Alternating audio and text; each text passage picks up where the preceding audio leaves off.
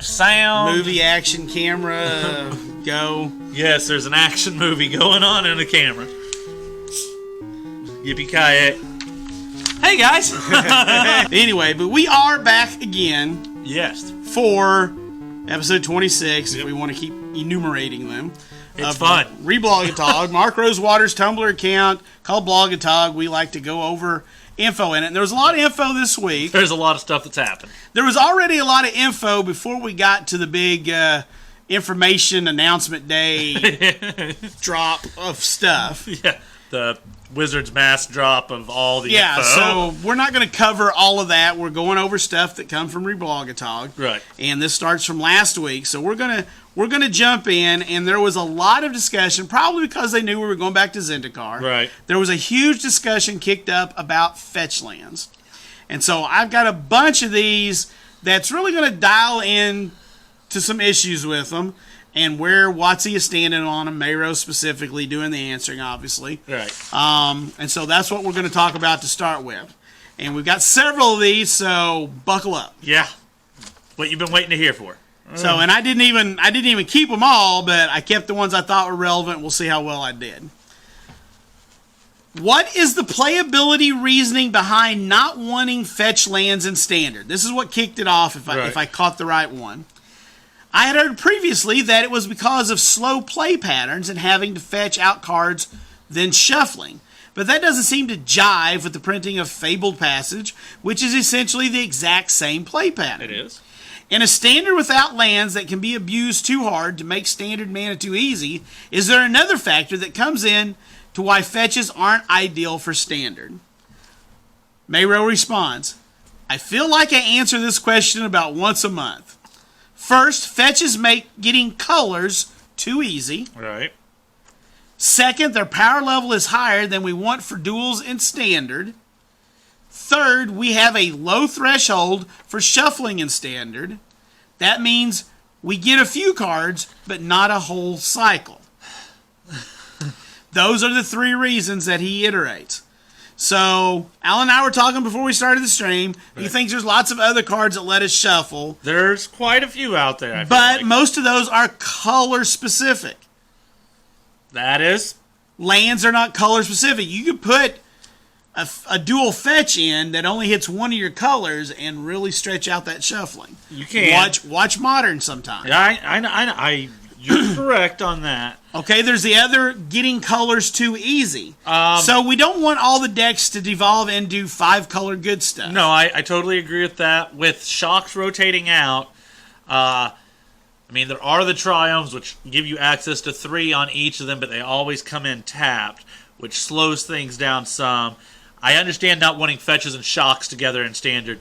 Oh god, never do that. You increase the power level too high. But I don't know if Triomes... The fact that they're 3-color may overcome the fact that they come in tapped and slow them down.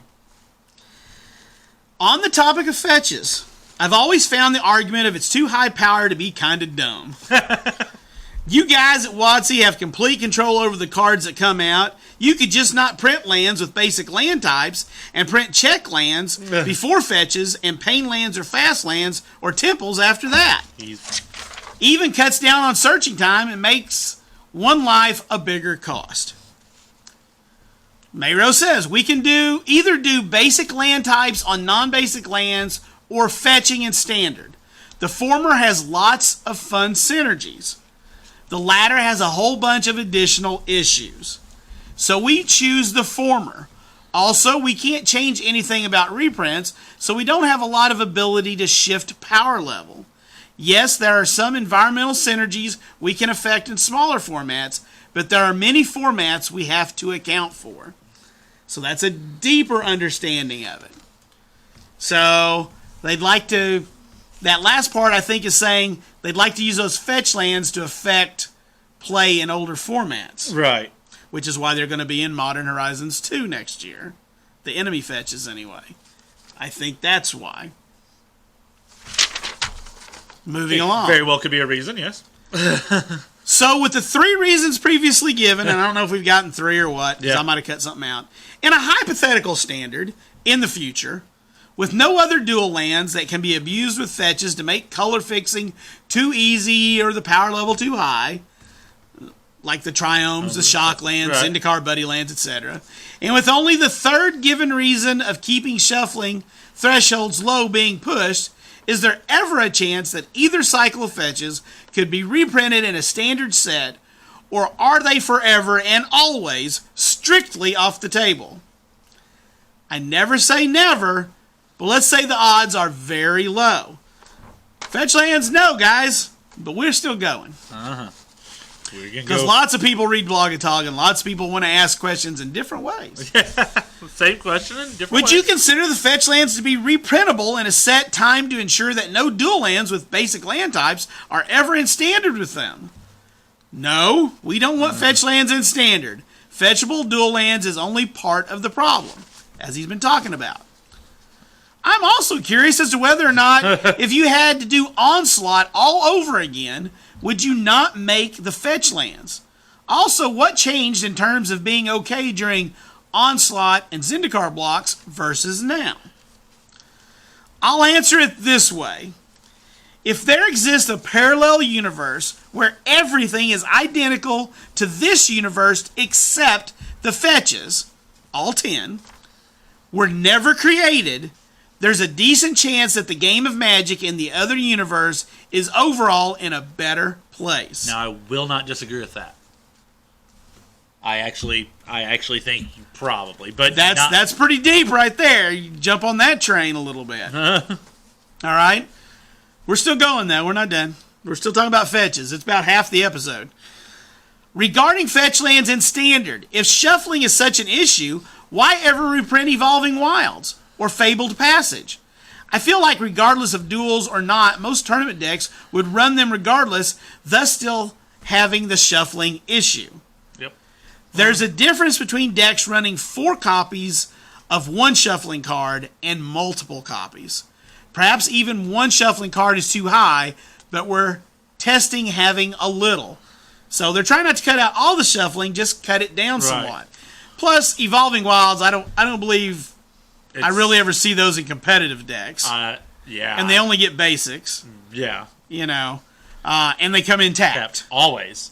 Always. Yeah. Fabled Passage gives you an out on that. Right. So maybe you're playing 4 Fabled Passages in your competitive deck. But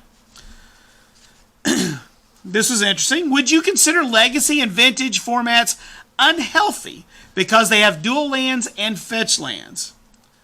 I think most larger formats make it way too easy to get other colors of mana, but taste may vary. We're not done. We're close. We got one more biggie. One more biggie to get us there. I know it's a matter of taste, but I don't see why having easy access to other colors is a bad thing. If people are all splashing a color for one powerful card, that card being too good is the issue, not the fetch land enabling it. It's the same reason I don't think Sol Ring should be banned in Commander. It doesn't do anything on its own, it just enables things. So he just asked and answered his own question. You just lost credibility, man. At first I was with you, and then... I also don't think shuffling is bad, but I guess I can see it being abused to stall tournament. I'd say that's a player problem, though. So here's the last word on this whole deal. When Richard Garfield was initially designing a trading card game, he ran into what he called the queen problem. Yes, I've heard of it. Suppose chess were a game where you could pick what 16 pieces you wanted to play with. Why wouldn't you always choose a king and 15 queens? The solution to this problem was the creation of the mana system and the color pie. Different cards would maximize their use at different points in the game, and the colors would limit your access to abilities. Also, the game has many components to access, so synergy plays a role as well. This means the problem isn't the cards you would splash. There are always cards you'll splash. Yeah. It's built into the very nature of the game. The problem is the enablers that let you do something that undercuts a security system the game was designed with. So, that's why fetch lands aren't in Standard. Sure. I did not hear you say we want more money anywhere on any of those answers. I think they're getting plenty of money. But that's they don't want to kill the price of fetches with a standard reprinting. Anyway, you want to start with that one there? It's a land-based thing. In the Back to the Future site, that's a really good name. In the Back to the Future site articles, you mentioned that a reprint of Dryad Arbor is exceedingly unlikely because land creatures are a huge rules headache. Given we've already got it, and therefore have to deal with it forever, what's the concern with reprinting it? This is a good one. Let's say you had a car that had mechanical issues and caused problems for people who drove it. You wouldn't produce more. The less that exists, the less problem it causes. Exactly. That's why there's nobody clamoring for them to build more Etzels. Right. No more Yugos out there. But yeah, Dryad Arbor is a super awesome card, but I get that it's... Once it's on the battlefield and turning it into a creature, not a big deal. But the fact it can be both in hand, it's just... I'll tell you, there's no weirder feeling in the world than a turn one land you can't tap for mana. So... yeah. Just saying. Green Sun Zenith for it is sweet. Yeah. Do we want to go back here? Oh, yes. Okay.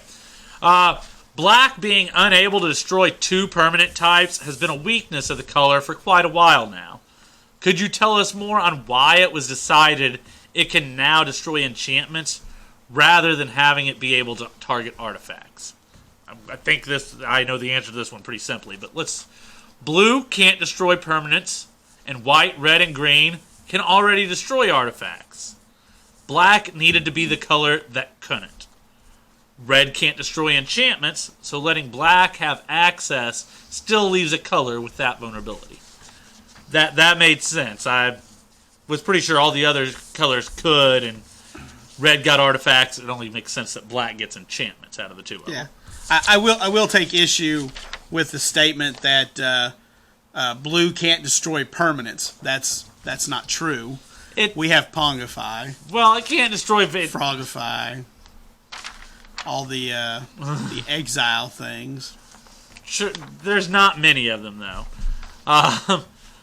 Given that enchantments and artifacts will now be balanced as far as the number of colors that can remove them, will they also be balanced as far as ease of mass removal?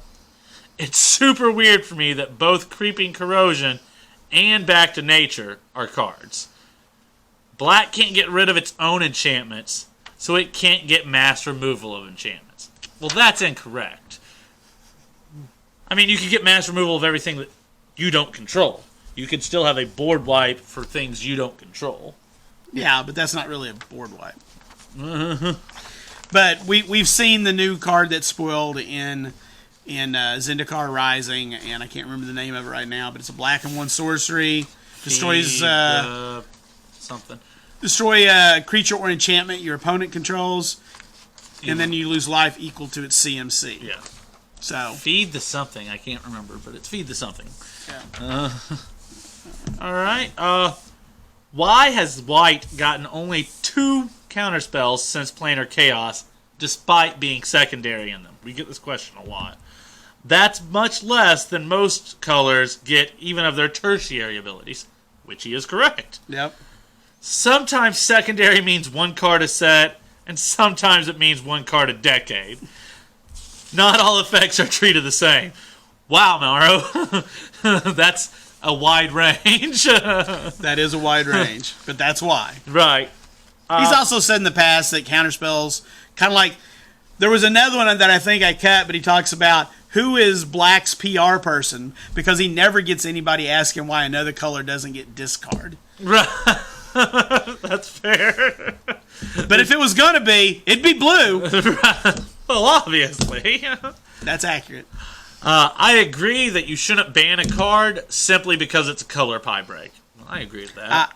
There was one that I cut that was saying that if there was a color pie break, it should just be banned. I disagree. I agree that you shouldn't ban it simply because of that. But I feel that if a card, even a bend, undermines its color's weakness, or another's color strength so significantly that it becomes a key game piece, then it needs to be banned. Path to Exile comes close in Modern, undermining Black's status as the best creature killer. Veil of Summer is nearly a green dismiss for 1 mana. And Reality Acid and Pauper grants Blue access to repeatable permanent removal. Oh, but it can't destroy permanents. Powerful bends and breaks. Mero says most larger formats are based on key cards that are color pie breaks. You're not asking for a tiny thing. And he's right. He's right, yeah. Those cards... Go play Vintage, and none of the things that you're seeing in Vintage are something that you see now a lot of, you know. We don't have Moxen. I'm trying to think of what in Vintage would be similar. Do they play Bolt in Vintage at all? I mean, there's still reg damage-based creature removal, right? Nothing as good as Bolt, but... You know. If you're playing something that costs 2 mana in Vintage that you have to actually pay 2 mana for, it better be really good. We got one more on this page right here. And what is the biggest color pie bend that you're okay with? Mero says that he's fine with most color pie bends that are done in service of a sets thing. I've heard him say that before. Yeah. To fit theme, a lot of bends have to be made all the time and are acceptable. It's when they're happening outside of theme that it happens all the time. One of the easiest examples that we probably use is in Tarkir, which was very dragon focused. Right. Green doesn't get flyers. Right. But dragon focused, green got dragons. Yeah. And they could fly. Yep. And normally green doesn't get flyers. Yeah. So that's a bend that's acceptable because it's world-centric. Right. And we see this all the time with other things, but that's the easiest one that we can is go the to. easiest, yeah. Destructor Dragon or whatever it's called is the one that comes There's to a couple of them, yeah. Okay, so now we get up to where they've done the reveal, basically. Yeah, this is after of all Monday and Tuesday. The information overload dump. Yeah. Okay? Congrats on the reveal. It was sweet. Question, how does Changeling interact with party? Having one creature with Changeling will mean I have a party of a wizard, a rogue, a warrior, and a wizard? Or would I need 4 creatures for that? So if you haven't seen it yet, Party is a new ability in Zendikar Rising, which looks to see if you have a warrior, a rogue, a cleric, and a wizard. Yep. And then different things ensue from that. You do need 4 separate creatures. You'd need 4 changelings to cover the bases. 1 changeling doesn't get to be a whole party. A changeling's a wild card, essentially. Yeah. It counts for whatever one you need it to. Just like in real life, a party of 1 is just sad. Yeah. So does the new D&D set replace the core set just for next year? Which, if you hadn't noticed, we got a D&D set, and it's in the slot for the core set. Or should we expect to see something different each year? It's coming out in the slot that core sets normally fill. I can't speak to the future. So we're not going to know about 2022 core set for at least another year. Right. Now, I want to mention something that I don't know if I feel like we talked about, but it could have been a couple years ago, and I just want to see if maybe you remember. I feel like when they brought core sets back, that Mero actually even perhaps specifically said something about it may not always be a core set in that slot. I feel like that was mentioned then, but we had only seen core sets in the last, 19, 20, 21, but I feel 3 years, yeah. I feel like when they first brought them back, they had said something about it may not always be a core set. I didn't know if you remembered that or not. I don't recall that, but I guess it's definitely a possibility. Right, and this may have been, this is just the first example we see of it. Did Wizards change their policy about duels that are strictly better than basic lands? Is lacking a basic type enough to make them worse? I remember that it wasn't enough some time ago. Mero says he's going to discuss the modal DFC dual lands in an upcoming column. The short answer is we decided to get closer to the line. Note that being non-basic and not having a basic land type are relevant, making it not strictly better. Oh yeah, they're not better than a basic land. No, they're not better than a basic land. I'm also resisting calling them dual lands. A dual they're land. not dual lands. I can tap for either color on a dual land. This is a choice. Right. It's a choice land. I don't know. Maybe or a record land. I'll call it a record land. Maybe by chatter next week, I'm just going to have to take 10 minutes to rant about these things because I'm hearing more and more people, other content creators talk about it. I'm hearing people talk about these are kind of a thing for aggro. Aggro might want these. I'll tell you, I play aggro. I like aggro. I like Gruul aggro. I've been stuck on that for a while. I don't know if I want one of these in my Gruul aggro decks. If I have that in my hand first turn, I'm like, but I want green or red, because what if it then, well, I can cast my elf with it, but then I got 2 green and no red, anyway. I apologize. I can't stop myself on those things. Yeah. Well, then maybe you should be monocolored.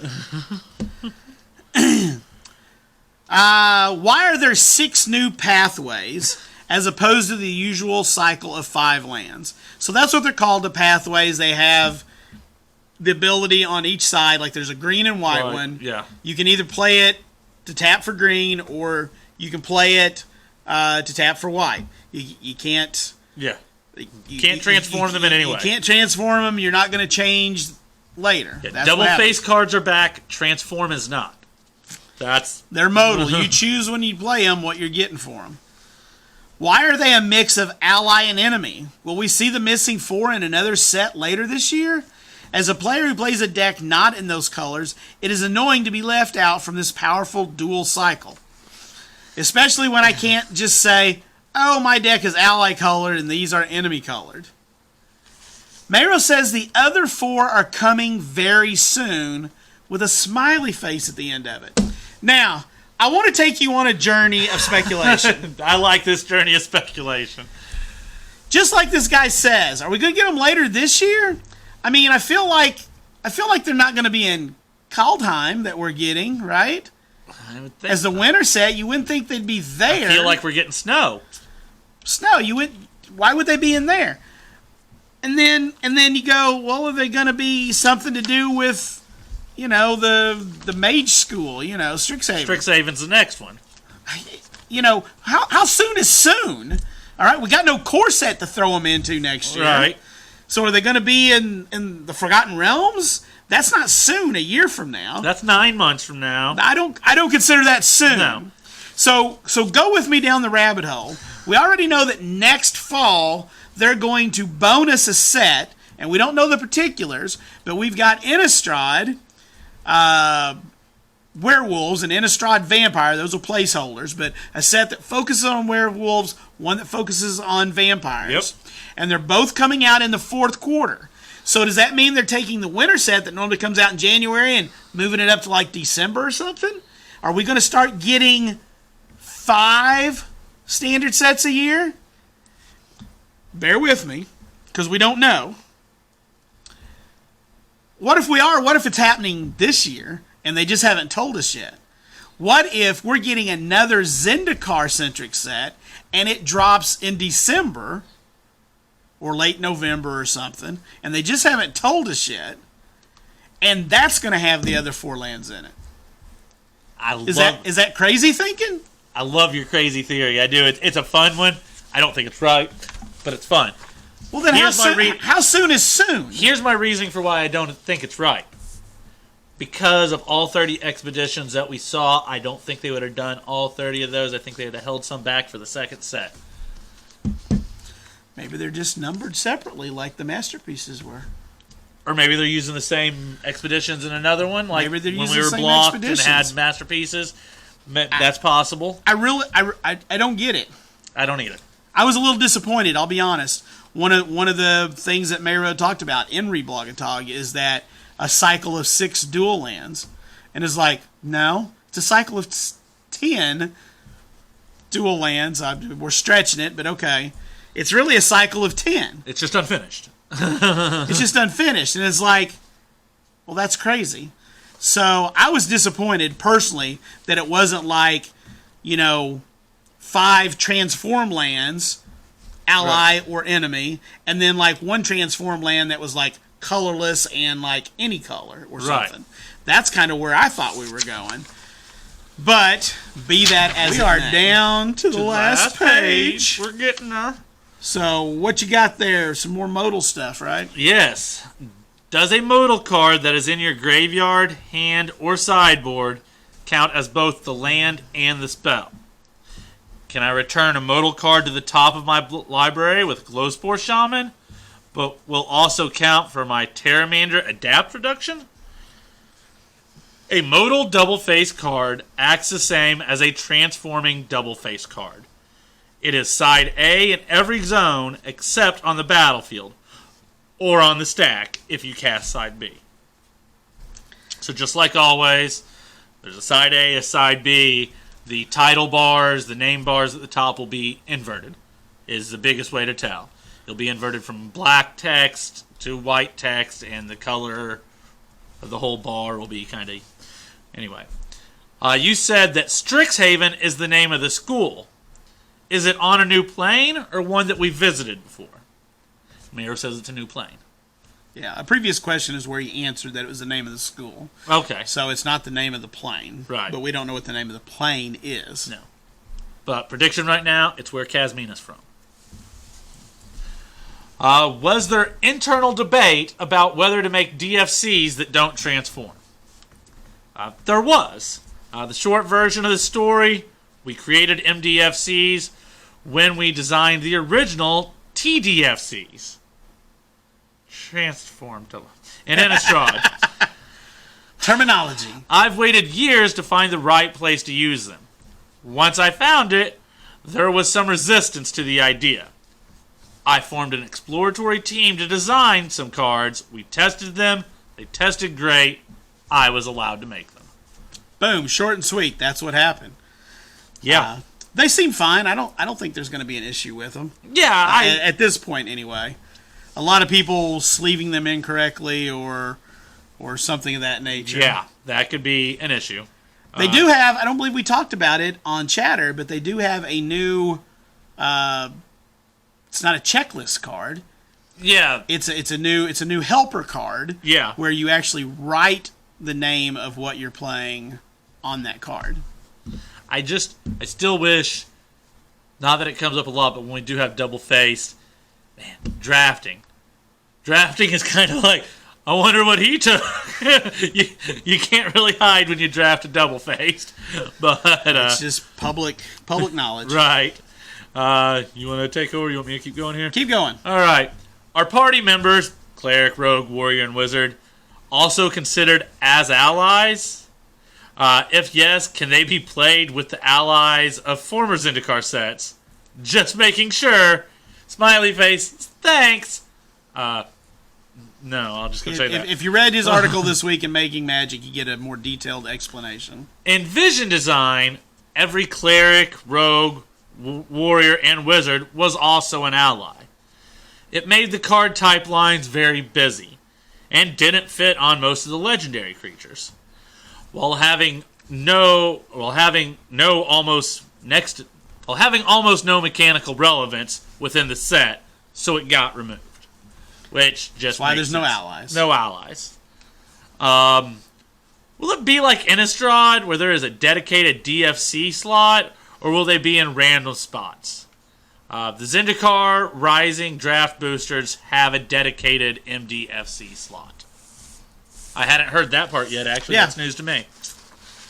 So last week there was a guy who asked about dwarves. Yeah.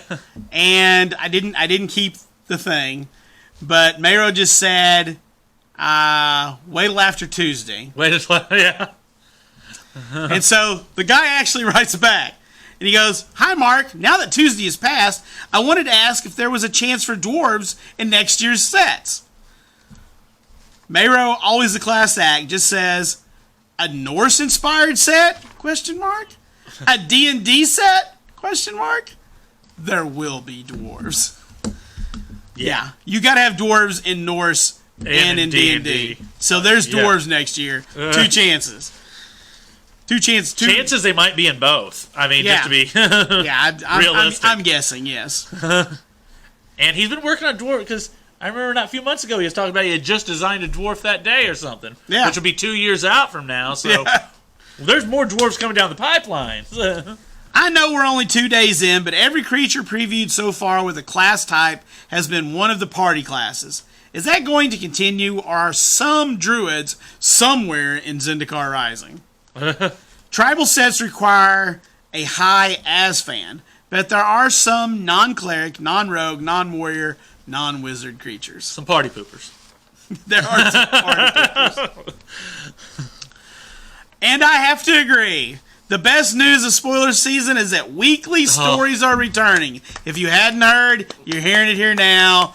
5 weeks on Wednesdays and Fridays. Wednesdays are primary story. Fridays are supplemental, giving us backstories and what characters have been doing till now. Please virtual high five those that are responsible for bringing them back. Will do. You want to take that last one? Yeah.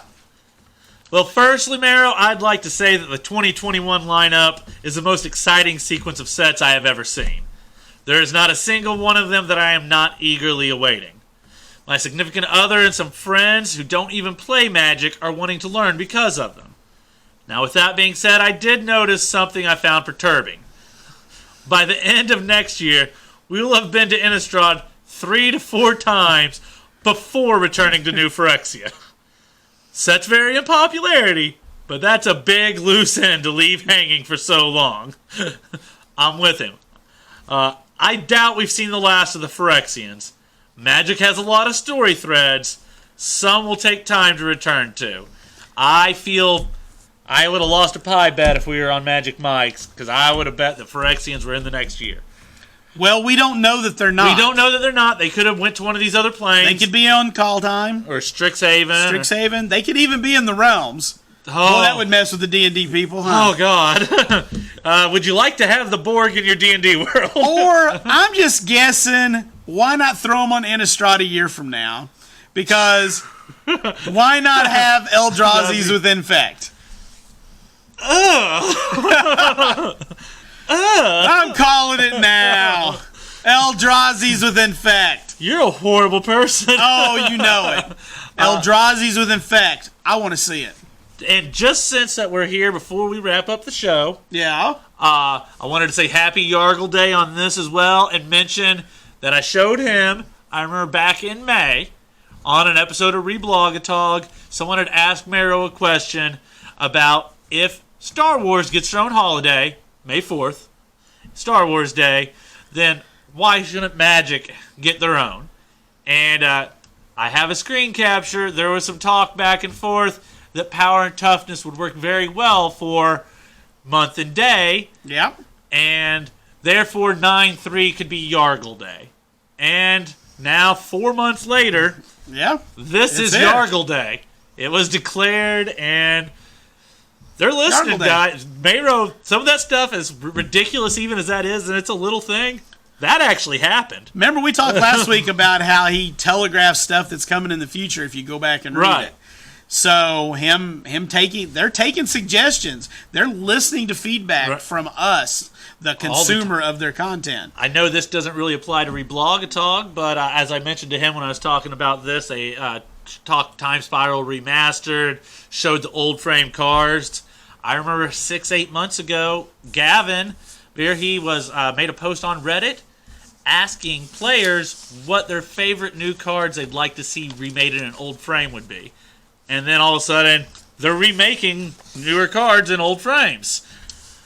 If you look out for that stuff and the surveys they send out, they telegraph this stuff, and your opinion does matter to them. I just filled out a survey. It took me quite a while, too. It's a big one. It's a big one. It's a big one. I filled mine out. Hopefully, y'all got one and filled it out. Yep. Be sure and mention your LGS in there. Yeah. Wherever you live and are watching this from, that you'd like to see Paper Magic continue. Yes. So, anyway, we appreciate y'all tuning in and watching. Hope you enjoyed the show as much as we enjoyed bringing it to you. Thank you so much, guys. We'll see you next week. Au revoir.